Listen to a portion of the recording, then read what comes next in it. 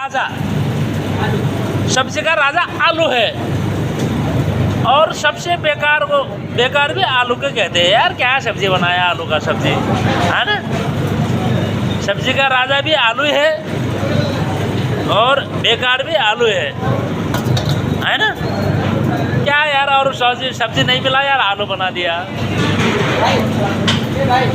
और आलू बिना कोई भी सब्जी नहीं मिली, कोई भी सब्जी नहीं, मतलब अच्छी नहीं लगती है। हिंदी बोल्न पनि आउँदैन यार, हिंदी बोल्न नआए हिंदी। आज जीरा आलू एकदम इन्डियाको फेमस डिस हो जीरा आलू। जीरा आलू भनेपछि तर मलाई पनि एकदम मजा लाग्छ क्या, टक्क लाएर बनाएर खाने हो।